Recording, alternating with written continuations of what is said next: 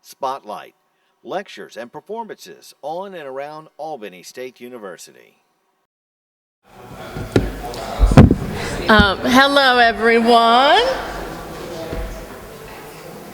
Thank you for coming back to the 5th Annual Women's Studies Symposium. My name is Dr. Devonna Mallory. This is actually the panel I'm moderating. These students are in my Introduction to Women's Literature class, English 4950. They are juniors and seniors, and this year the theme is Bad to the Bone with a question mark. And if you notice in your program, the word bitch is used a lot. The scholarly framework for this class is a book called The Bitch is Back, Wicked Women in Literature. Now, I understand that for some of you, the word bitch is a pejorative term, but if you do the research, actually in ancient times, the word bitch was used to honor a Persian she-wolf goddess. And of course, when male domination and patriarchy came into play, that positive word became inverted and used against women. I also like to reference Sapphire, the uppity blues women. Bitch, in their eyes and in my eyes as well, is being in total control of herself. So I hope that takes some of the sting out of the negativity here. Now, this framework for this class is looking at the concept of the bad or wicked woman. Is she really evil or is she misunderstood? The students are going to be referencing the text, The Bitch is Back. They're also going to be referring to I, Tituba, Black Witch of Salem by Maurice Condé, and the movie Dangerous Liaisons. And also, they also have the opportunity throughout the course to look at bad women in various contexts. The first person up today is Leah-Ann Christan, and her work is entitled Consequences of Female Sexuality in a Male-Dominated Society. Hello guys, how are you? My paper is based on the movie Dangerous Liaisons. And Dangerous Liaisons, a movie directed in 1988, featured an all-star cast, and based on the 1782 French novel Dangerous Liaisons, it's a story that utilizes sex as a tool for manipulation and betrayal. However, although sex is prevalent throughout this work, it can also be observed that the female characters are generally robbed of their sexual identities, oftentimes basing their sexual decisions on societal pressures as opposed to their own free will. In contrast, the major male character, the Vicomte Valmont, seems to have a well-known sexually promiscuous reputation without any major backlash from society, other than women tending to keep their distance, and rightfully so. The struggle to grasp control of feminine sexual identity in the patriarchal society is a social issue that is vividly illustrated in Dangerous Liaisons and an obstacle still faced by most societies today. The oppression of the female sexual identity in Dangerous Liaisons is evident in the actions and ultimate fate of 3 of the female characters: the Marquise de Merteuil, played by Glenn Close, the Madame de Tourvel, played by Michelle Pfeiffer, and Cecile Valanges, played by Uma Thurman. I'm going to refer to them by their American names, it's a little bit easier to run through. The aforementioned characters hold their own personal views of sexuality and are held to society's view of what their sexuality should be. Each one of these characters also live within societal views of their sexual limitations. However, at some point succumb to the need of their own personal expression of their sexual identity, and in turn, each face a consequence for this expression, staying true to patriarchal social views. Glenn Close's character, by far, is the most liberated of all the female characters in Dangerous Liaisons, and is also the character whose actual character differs most from how she is socially perpetuated. Close is viewed in the Parisian society as being wise, in control, self-made, and most importantly, chaste, the emphasis of which further solidifies the male-dominated society in which the story is set. However, contrary to the beliefs of those in Parisian society, Close is sexually promiscuous, to say the least, for pleasure or ulterior social motives, the reason never actually being clarified. However, although seemingly independent and free-willed in nature, Close's true sexual nature is something that is concealed. This need to maintain some type of power over the quote-unquote independent woman illustrates the need to oppress women in the patriarchal society. Although Close plays to the facade of her being this quote-unquote self-made woman, not once does she openly challenge the social norms, particularly those pertaining to her own sexuality, seemingly conforming to all the sexual views of a woman in the public eye. This can be observed in the scene which she dresses, taking great care in her appearance to uphold that standard of a lady. Eventually, Close does openly rebel against the sexual norms when she refuses the Valmont's sexual advances after he wins the bet that they had regarding the seduction of Cecile and Madame Tourvel. The fact that Close refuses asserts her own free will in making her sexual decision and stiffly goes against the views of patriarchal society. However, this radical display of independence does not go unpunished. Although not at the particular moment, Close pays the ultimate price for her rebellion against societal rules in the fact that upon Valmont's death, she is discovered to be the schemer that she truly is, effectively ruining her reputation in society. In contrast, Pfeiffer's character conforms completely to the views of her perpetuated male-based society, valuing prayer, observed in many instances throughout the movie, praying with Valmont's aunt, and stubborn about maintaining her chasteness, which can be observed in her many early meetings with the Valmont, in which she not only refuses, but seems to be offended by his advances, and also displays the perfect depiction of the quote-unquote ideal woman in the patriarchal society. However, unlike Close's character, Pfeiffer's character is true to her perpetuated character. Nonetheless, Pfeiffer eventually falls into her own personal expression of her sexual identity, abandoning her sexual views of chastity for the perceived love of the Valmont. Due to the fact that Pfeiffer's character was true to her deviation from the sexual expectations at the time and allowing herself to be seduced by the Valmont is far more significant than Close's sexual assertion of her identity against society. This offers an explanation as to why Pfeiffer's consequence is drastically more severe than that of Close. Valmont ultimately breaks things off with Pfeiffer with no true explanation, although in love with her, in order to salvage his reputation and be spared from the jaunting from Close. As if a manifestation of her betrayal of social norms, Pfeiffer falls greatly ill and eventually dies. This is the ultimate consequence for what is considered to be the ultimate fail in the society which Tourvel is being judged. Unlike the aforementioned character, Uma Thurman's character was not afforded time to develop her own sexual views. Young and impressionable, Thurman begins down the path that would lead to a life comparable to that of Pfeiffer's, one of chastity and a respectable woman, by the means of society. However, through the plotting of Close and Valmont, she is unknowingly stolen from the path and turned into a sexual deviant, much to no fault of her own. Due to schemes of the Valmont and Close, Cecile ends up in a sexual relationship with Valmont in a type of teacher-student capacity as they try and persuade her that they're preparing her for real love. Although Thurman's personal sexual expression is not completely a form of free will, remaining true to the patriarchal views of the time, she reaps consequences just as the other women. Thurman becomes pregnant with Valmont's child and eventually has a miscarriage. After this incident, seeking out her purity, decides to take refuge by returning to the convent to remain a nun for the rest of her life. The need that Thurman feels to inflict punishment upon herself for her sexual expression simply reflects the fact that she lives in a male-dominated society. The unfortunate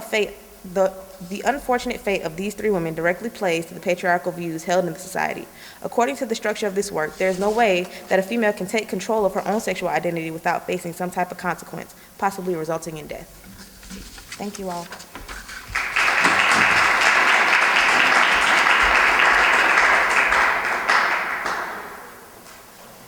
Next up, we have Felix Crumsby. His work is entitled, She's a Bitch.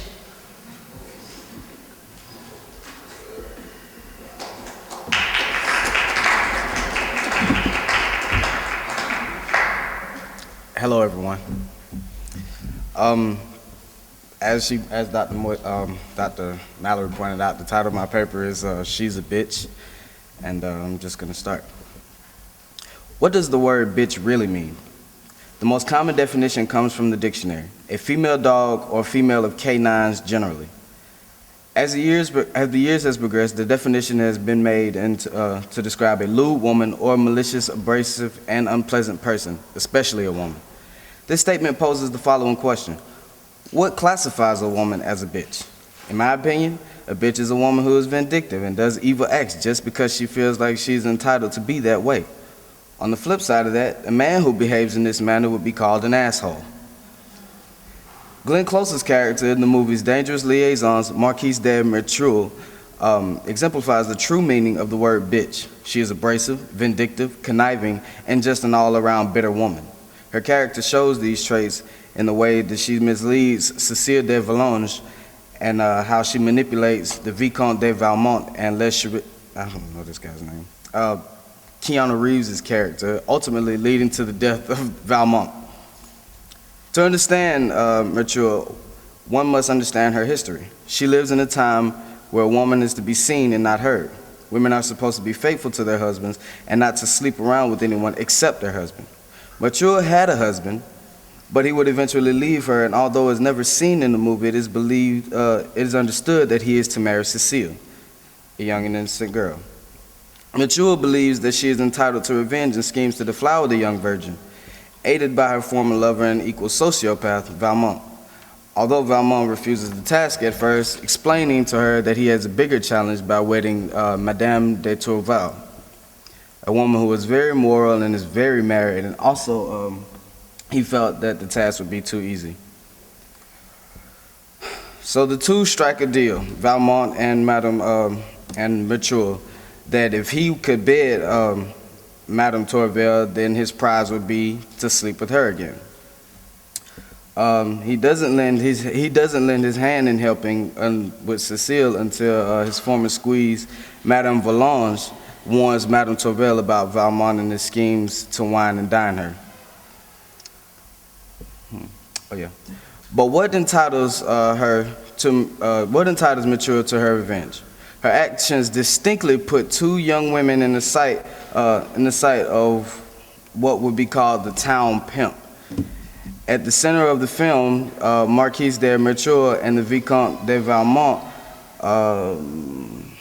her rich and former lover, would now devote themselves to in the pursuit of sexual liaisons, not necessarily for the pleasure, but for power they confer on the one who loved but does not.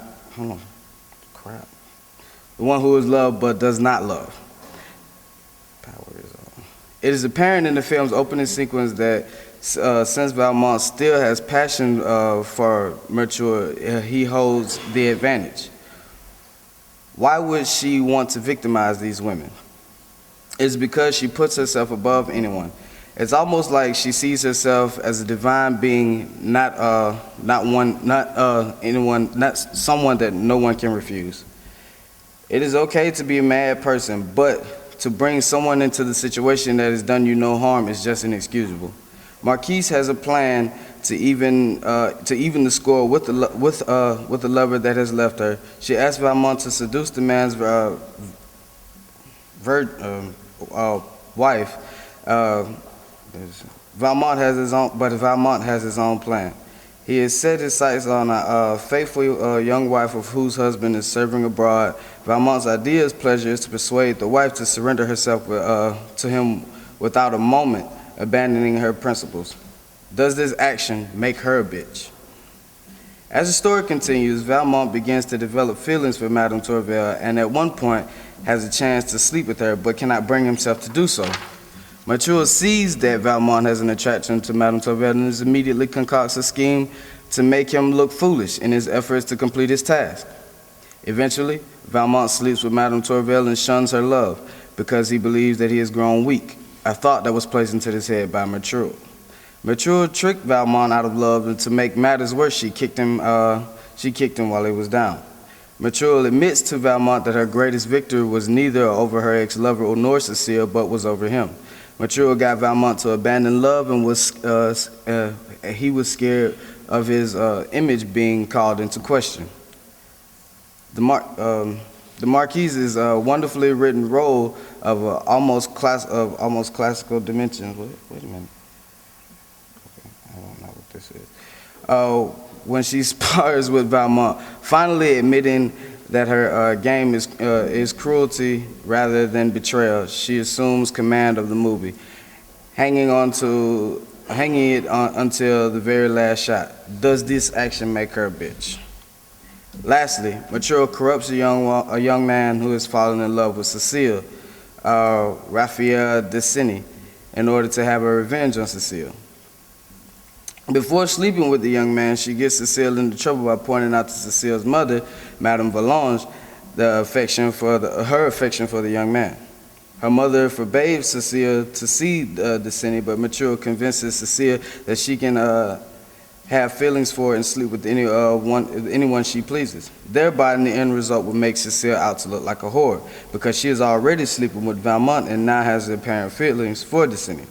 Despite his feelings for Cecilia and Cecilia's feelings for him, she still entices him for a sexual experience. Although he is wrong in his own right for sleeping with her, he was still very naive and preyed upon. Furthermore, after her humiliation of Valmont, Mature tells Decini of his sexual meeting between Valmont and Cecilia. This event leads to a confrontation between Valmont and Decini, which would lead to the death of Valmont. In this aspect, is Mature a bitch? In short, the evidence cannot deny. Mature is indeed a bitch. Not in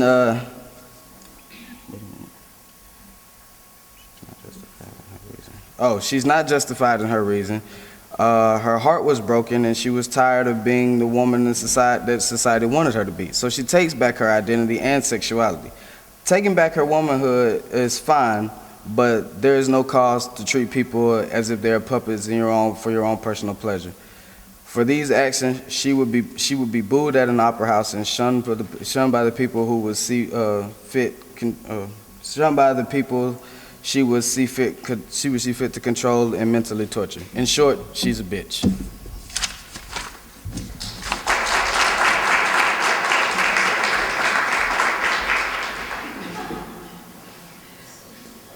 Next up, we have Carey Fulks, an analysis of the bitch.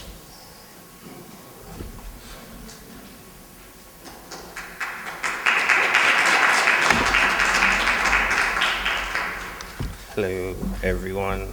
I'm just gonna go in. The bad woman archetype is derived as a woman rebelling in some form, usually against a man or patriarchal ideal. Women who fit into this idea through the perceptions of society are mainly categorized as a bitch. And literature reflects this feeling in the text I Tituba, Black Witch of Salem, Temptresses, and the film Dangerous Liaisons. Sarah Appleton Aguiar, in her book The Bitch is Back, presents the bitch in literature as a character that male writers show as weak and immoral. She says that certain feminist fiction celebrates the reclamation of the bitch is that female protagonists find that the bitch is necessary to their lives. Denying this crucial piece of her being in an attempt to conform to traditional standards of femininity will result in the inability to maintain a meaningful existence. Sharuk Hussein redeems Lilith in Temptresses.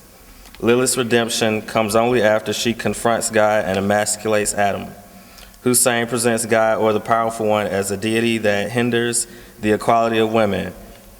Lilith travels the world and lives on the wind. Placing her in Eden as Adam's wife as his conquered lover stifles her spirit and creates a sexual prowess in Adam that rendered Lilith's independence as a detriment.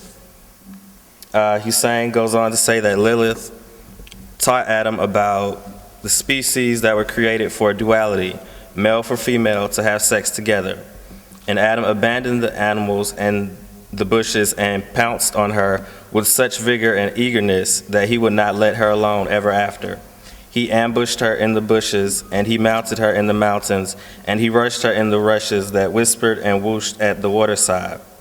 Adam cannot leave Lilith's side and feels compelled to have her whenever he pleases. This changes when Lilith's innate independence through sex with Adam conceives rape into the world.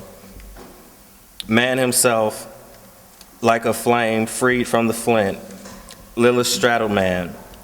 Man watched dumbfounded, and he struck his body sideways so that she was turned askew. He grabbed her roughly by the shoulders, pinning her to the ground. This is how it is to be. You are not my equal. You will always lie below me, just as you always have. And he thrust into her, the first thrust of debasement handed down to mankind from that moment on. Lilith let out another shriek, torn apart but unwilling to let man's act degrade her, even if it was inflicted on her body.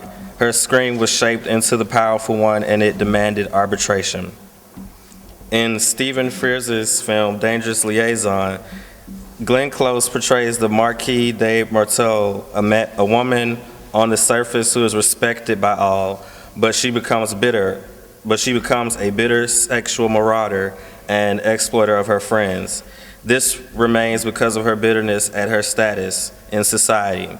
However, the film downplays this through her growing resentment that she exudes to a past lover. The Marquis uses sex as an exchange to subdue people around her and exert her dominance.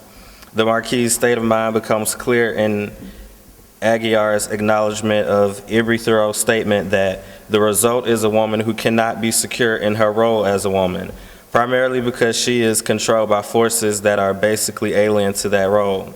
And this woman is the bitch archetype. The Marquis, like Lilith, illustrates this concept in their respective quests to stabilize themselves as independent women. Aguiar continues that she is usually characterized in literature by an insatiable thirst for material security. In order to achieve this security, she represses her role as a woman and becomes aggressive in a masculine manner. Consequently, she is often portrayed in literature as the manipulating, domineering, scheming woman who will try anything in order to get what she thinks she needs.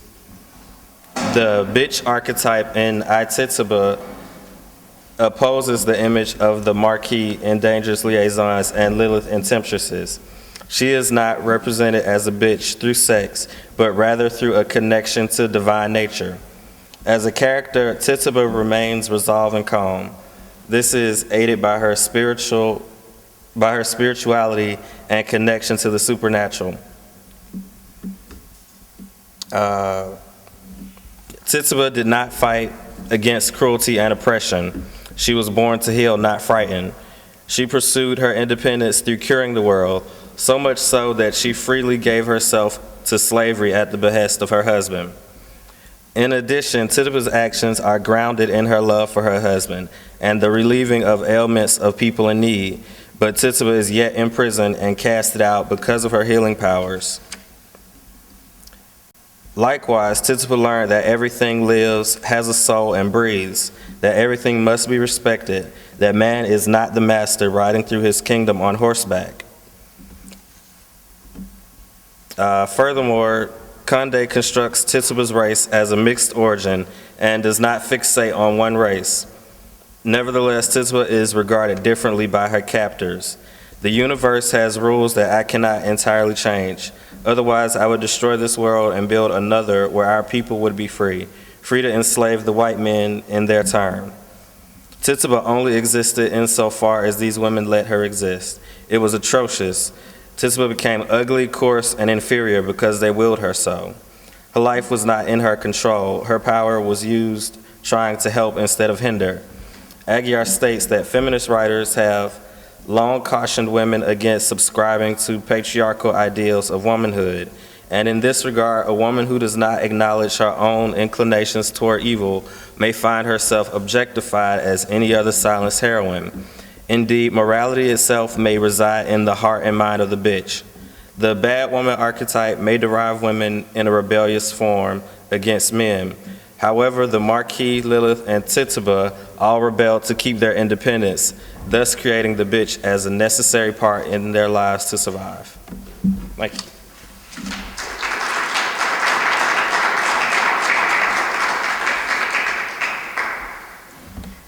Next up, we have Charo Glover, Contextualizing the Bad Woman.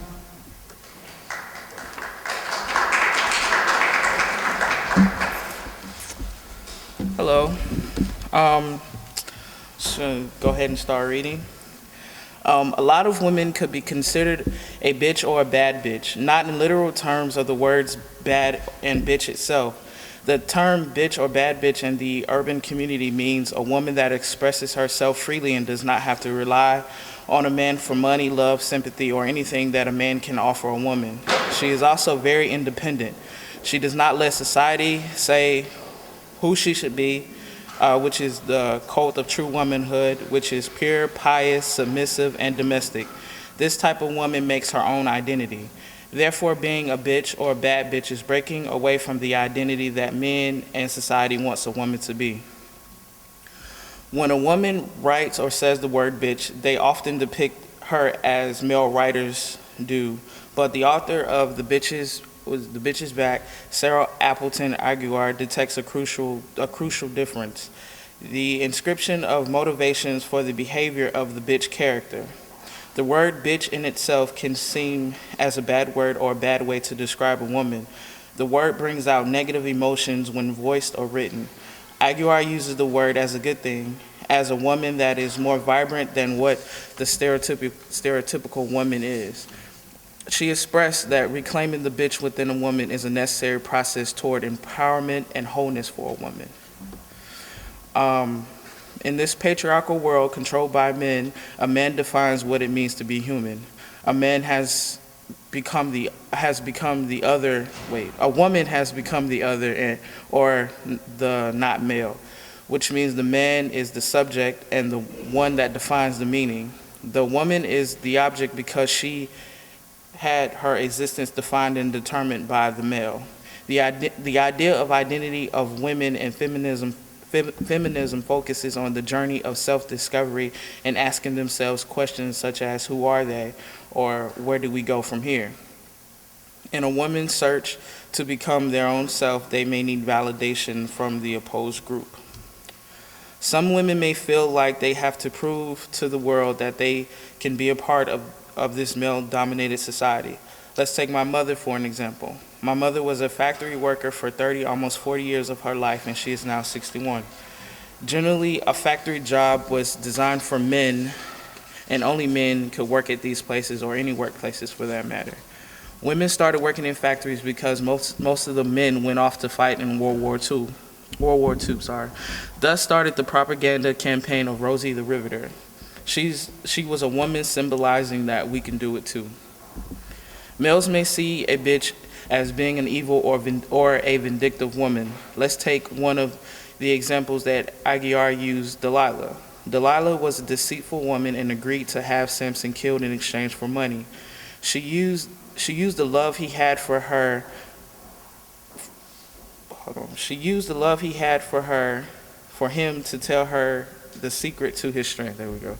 Samson's hair is what gave him his strength. In the Bible, it said that he had 7 locks or braids of hair. In the Rastafarian culture, they believed that it was impossible for him to have 7 individual strands of hair. They had to have been locks or dreads. Thus, those locks or braids could represent his phallus symbol. A phallus symbol is a representation of a penis. The phallus symbol becomes the ultimate symbol of power, and in this case, it was Samson's hair.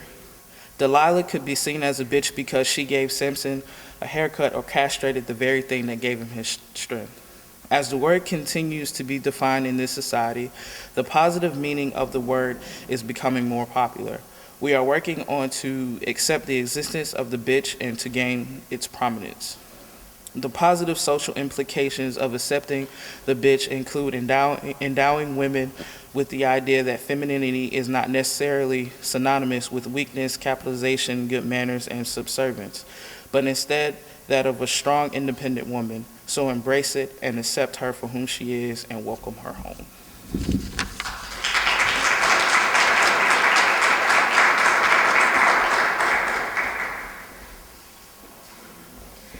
Last but not least, we have Kimberly Hill, The Women in Literature, an analysis of the woman and the bitch.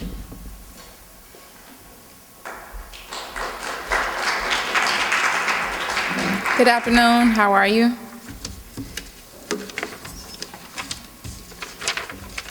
I'm analyzing in my paper several works that we have discussed in Dr. Mallory's Intro to Women's Lit course.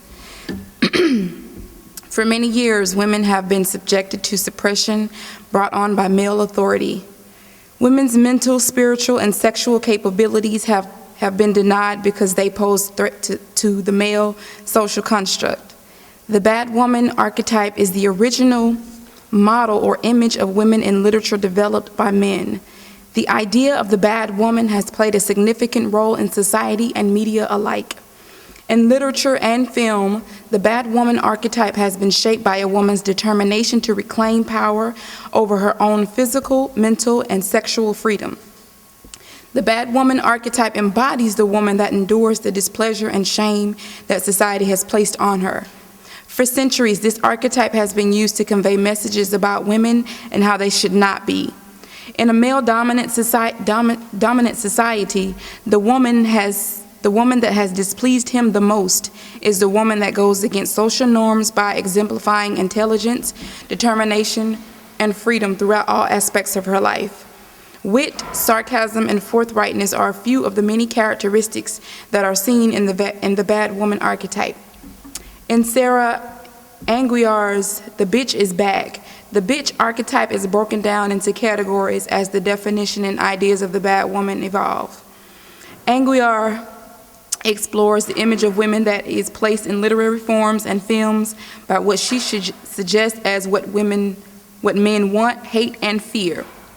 She uses the bad woman archetype as a means of educating readers on how the images of women are used to depict evil and deceptive female characters.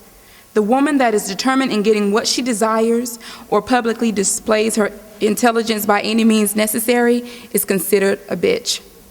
According to Anguiar's research, the bitch or the bad woman is not necessarily as malevolent a figure as she has been commonly portrayed, although she is most definitely a threat to the established order. Moreover, she does not glorify the idea of the bad woman or bitch archetype. Instead, she gives an understanding of how the bad woman is used.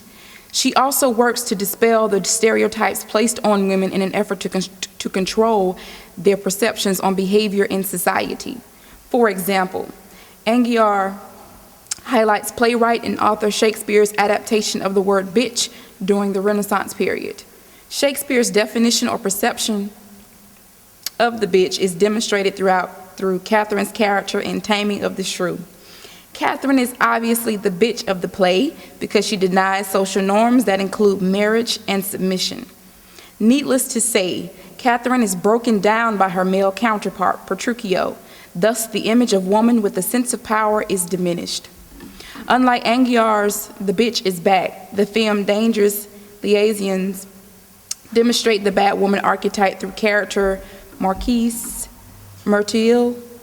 To begin with, Glenn Close's character embodies the evil, deceptive, and sexually promiscuous woman as described in Sarah Anguiar's The Bitch is Back. Marquise uses her social and economic class, wit, and outspoken nature to control herself and others. According to social norms, women are expected to be submissive to male authority, silent, and virtuous. Marquise is the complete opposite of those notions because of her shameless motto, to be with whomever you like, however you like, as many times as you like. The emotional games that she plays with other characters. Marquise represents the bad woman archetype and the stereotypes that are connected with this particular archetype or figure. For example, the negative image of the woman shown in Dangerous Liaisons are used to reinforce traditional and social norms. In addition, the negative image figure is reiterated to benefit the man at the expense of the woman.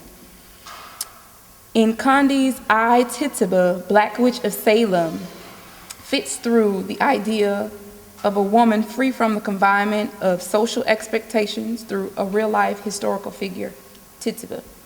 Social expectations included the denial of a woman's mind, sexual pleasure, and self-awareness.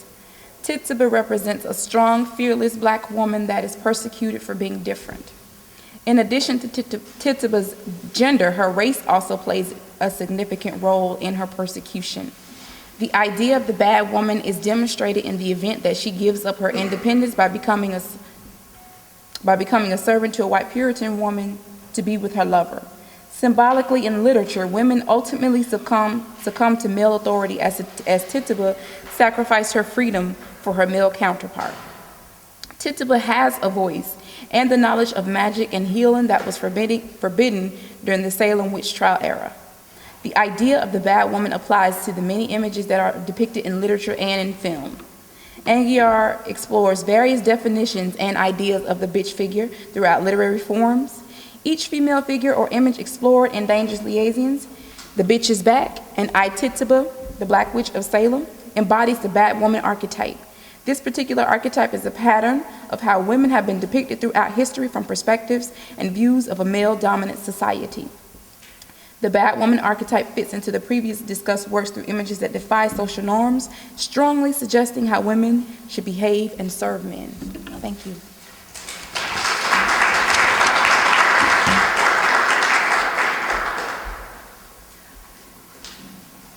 Let's give the panel another round of applause, please.